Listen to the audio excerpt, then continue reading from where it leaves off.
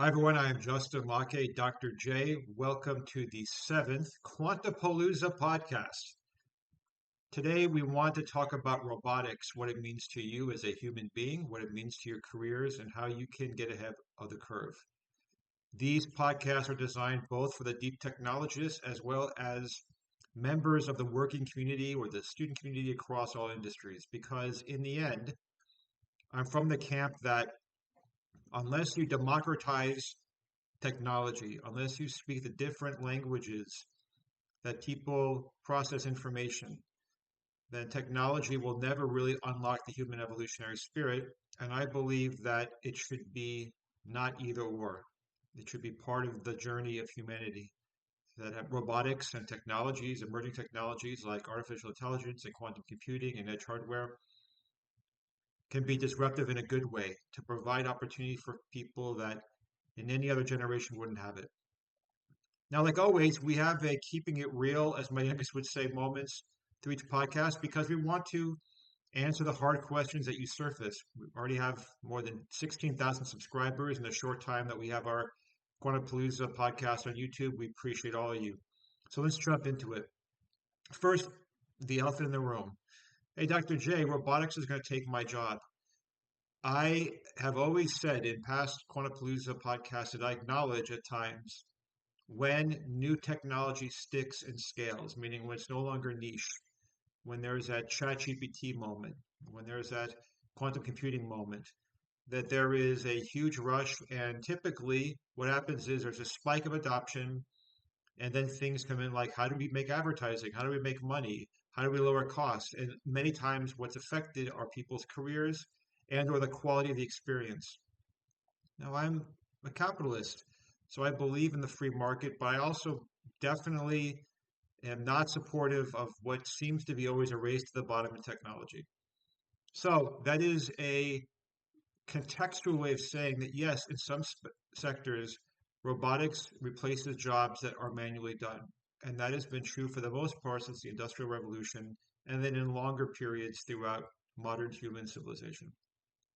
The difference, and what I'm really excited about, and I think for you, you should be energized and begin this journey of finding out what it means to you, is that technology, the paradigm is different where it's now becoming much more democratized. So in the good old days of 10 years ago when dinosaurs roamed the earth and when the earth was dark 10 years ago, uh, technology for the most part was, completely patent protected, corporation protected, high entrance barriers, and costs would rise, and you became almost a hostage in your career or your company. If you didn't play ball, you were taking risks on security or in supply chain. And that was a traditional, ancient, archaic way of making money 10 years ago when dinosaurs roamed the earth. Today, it's much more democratized. So AI is more of an ethos, right? AI is not a company. Quantum computing is the new standard of computing. It's not just a brand. Now, of course, there are a couple of companies that are hundreds of billions of dollars in the hole that their shareholders, whether it's private or public, are beginning to question, like, hey, where's my investment? So that will always make hard decisions. But where I'm going with this is if you own a small bakery in Central Africa right now watching this podcast, number one, thank you for your time. You really have as much seat at the table as anyone in a major city around the world. And to me, I'm tremendously excited about that. Now, let's get back to what does that mean for robotics? So, in the good old days of 10 years ago when dinosaurs roamed the earth, really functional robotics that would do the job of a human would cost many times a car in, let's just use the United States for scale. So if you had a car, but you wanted to have a robot in your bakery that really made a difference about how to help get ingredients ready or how to really, scale uh, what you're going to ship, it would cost you many, many times your car, i.e., most people couldn't afford that because it was hard enough funding your business. And that also is true for companies at scale. There are companies like the automotive industry and other industries like in biotechnologies that where they have their portfolio invested because they have the support of their shareholders and their companies. But to get a part of that, the entrance barrier was very high. Today, for those of you that are watching this for the first time when it comes out in early 2026, breathtaking robotics in many areas is a fraction of what it costs for a car. Now, I'm not here to say that, given the economic challenges that most of the world faces, that still solves it, but that is a huge paradigm shift, meaning you could have a robot to help move the needle on your bakery in Central Africa easier in many cases than it is for you to buy a car. So the first area to take away for robotics is no longer look at it purely as something to take your job. You can go on offense and you can not only get familiar with it, but you can really begin to get a grasp as to how in your career journey robotics can help you, whether you're into quantum mechanics or whether you're into making the best croissant in Central Africa and everywhere in between. But again, the call to action is that you have to be the CEO, the CFO, the chief marketing officer, the board of directors of your own career story. And so that takes time. So the next question is, well, so Justin, should I go out and buy a robot? Well, I'm not here to certainly advise you to go buy a credit, on your credit card, buy a robot. But if you have the means, yeah, go out and get a small robot. If you don't have the means, in many places around the world, the public library or your government agency has some open labs for you to get experience. If nothing else, go to your local community college for an open house. And, go on offense, because the whole beauty of robotics as a cost going down is there are many more democratized ways to get your hands on it. So in whatever way is authentic to your very busy schedules and whatever economic reality you're in, I'm a huge believer in neurologically demystifying technology by getting messy with it, touching it, using it, getting it regular on your playlist, as my youngest would say. Don't just academically trust what you see on a podcast, even from me. So that is the first area, which is the paradigm is shifting. While robotics will continue to quote unquote replace jobs, it will also unlock jobs. And really your call to action is, how will you advise, whether you're a small business owner, your customers, or whether you're in a company, your employers, how will you advise how you as a human being can use robotics to not only further your job, but to further the company's job? And the more that you can talk and deliver at scale, the more valuable you will be as a human being. And there are also nice things with robotics, like you can, when you go home at night, instead of just having it stop, there will be many more of the 24/7 models. And I think that's a very important and exciting use of robotics, because it will democratize not only competition, but it will lower costs. And those are very important things to raise the standard of living across cultures the world over. So that's the first part. The second part is now there's this breathtaking intersection of, as robotics costs are going down, you're seeing how it responds to inputs through AI on one end and then quantum computing on the other. And just for a quick refresher, as we've talked about in past Quantapalooza podcasts, I love saying Quantapalooza. AI is the software robotics self-thinking paradigm that is really leveraging the thought space of humanity and life, and is now really beginning to extrapolate with some pretty breathtaking outputs its own reasoning. This podcast is not going to be debating what is the Turing test for life, but in terms of output, you are getting very collective, human, thoughtful responses at scale. That's one end of this journey. On the other is quantum computing, which is going to replace all classical computing soon. That does not mean you're going to run down and swap out your laptops. That does not mean that suddenly you won't be able to use your banks. This is not fear mongering, but it just means that we are exiting quickly, if not already, the era where even super, super small nano ones and zeros, yeses and nos, are being amplified by the quantum process of the all of the above until they're being realized. And we'll have many more sessions on the quantum space, but it's more than just 1+1=3. It is the nuance that quantum computing brings that allows breathtaking solutions that in some cases, not all, but in some cases, that would take the lifetime of humanity can be done in a week. And I definitely want to honor, I can feel the key typing of my passionate academic colleagues in AI and quantum with the yeah buts, but Justin, but Dr. J, yes, I know what you're going to say, but we have to also, have some plain speak and some basic trends. And I defend the statements that I shared, despite the tsunami of emails that I feel is coming from me, hopefully from your quantum computer, and hopefully peer reviewed by your AI.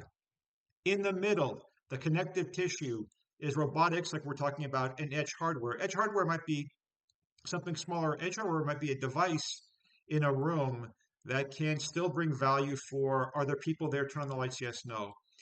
Is it too cold? Does someone need potential medical help and they can't call for help? So those might be, first cousins of robotics, but it's still the mechanical realization of real world human asks that is done through data that is sent and analyzed through either humans or through robots. So that's the second area, which is these things are here today. And again, while if you don't have the luxury of living in technology, just like I don't have the luxury of living in bakery, right? So when I talk to fantastic pastry chefs, uh, what they do effortlessly, I'm like, oh, man, I could never do that. So that's the beauty of the human condition is we all have superpowers and we all have gifts. The gift is having the luxury of finding your gift and using it.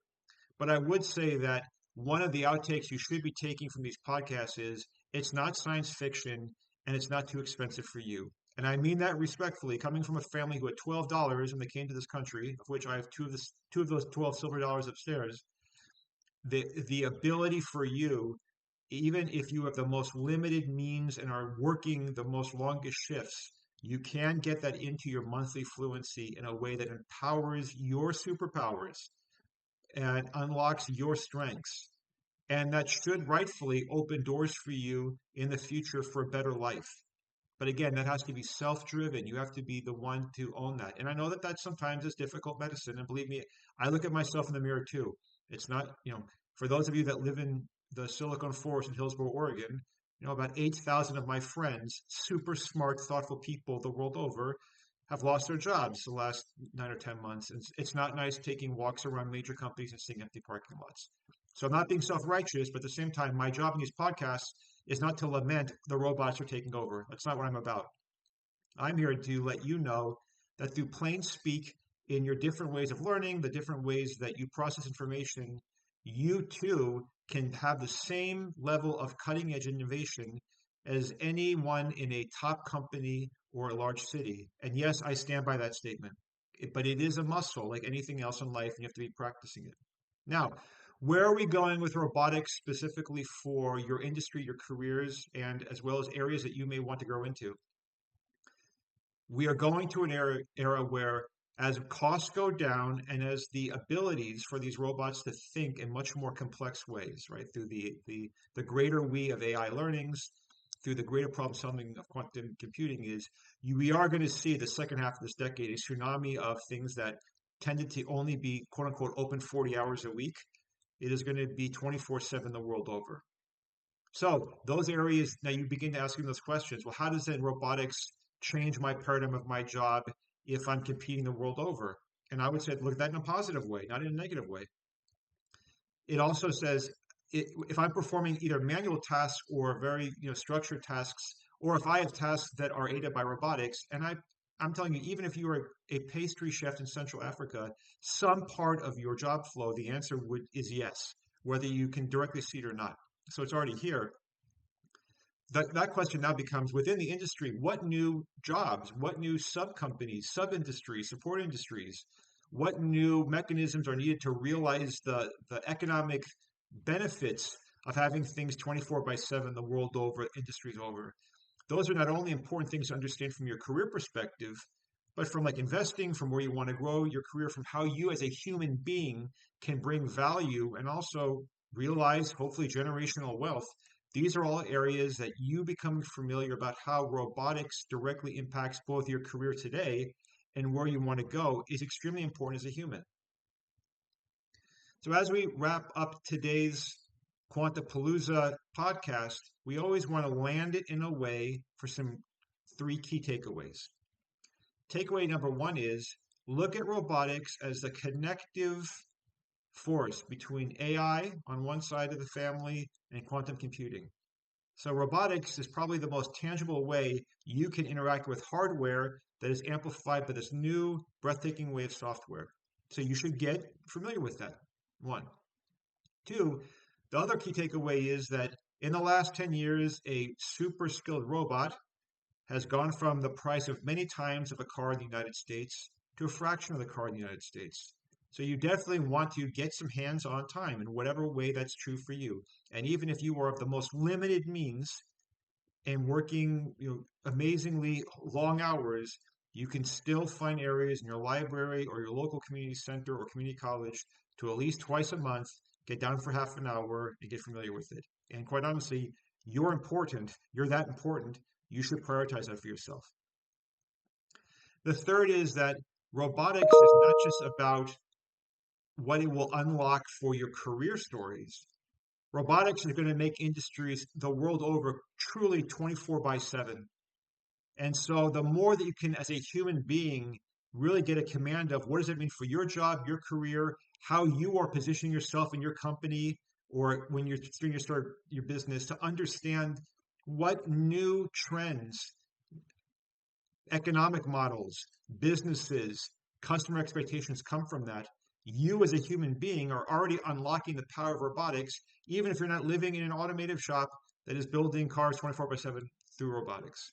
And all of those things, no matter what economic means or time means you have the luxury of having or not having, are within your control in your monthly playlist, as my youngest would say. And again, I'm going to end this with a very human thought, which is as technology is breathtakingly expanding, and there are many challenges and there are many things that we have to sort out, and there are always going to be temptations from companies to then suddenly have a race to the bottom. Yes, yes, yes, and yes.